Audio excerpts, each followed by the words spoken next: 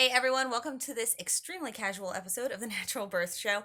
I'm Rachel, and today I am here to talk to you about giving birth naturally in a birth center setting. Really, what I'm going to do is I'm going to share part of the podcast video with you guys where Midwife Erin Everett shares one of her birth center birth stories.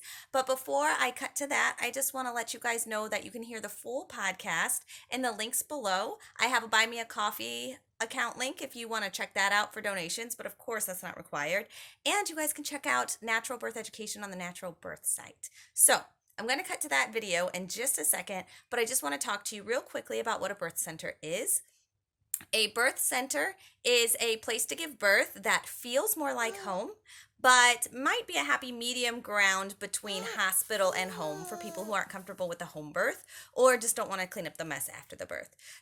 Birth centers are not available in all areas of the country or of the world, but if you do have a birth center available, it may be within the hospital or it might be freestanding and just kind of within a certain distance of a hospital.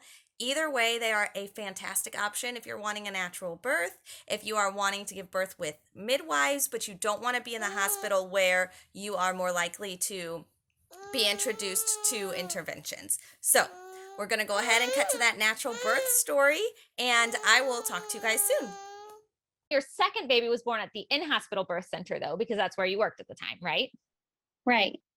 So with my second birth, I started laboring during the night, and I had a toddler to think about at this time. So I had my mother-in-law and my mom come to our home, and we just basically sat on the couch and I had irregular contractions, but in between we were just kind of chatting and watching a movie.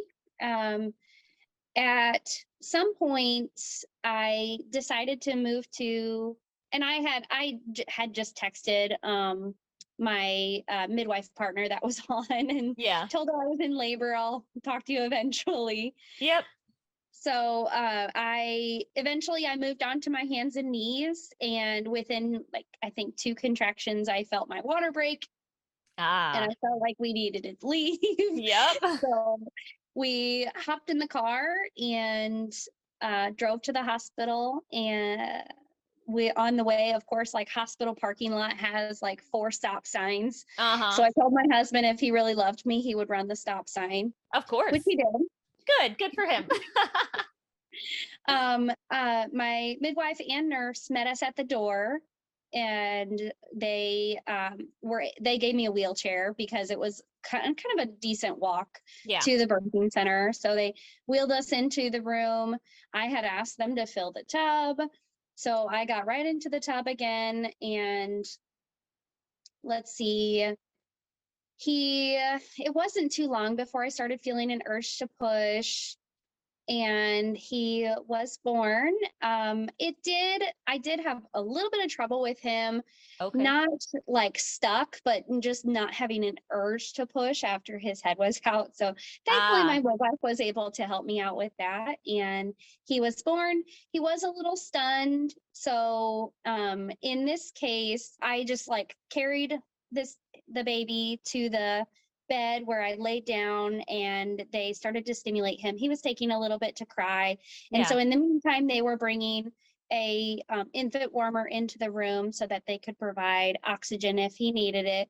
But thankfully that wasn't necessary. He kind of perked up on his own, started crying, and did really well.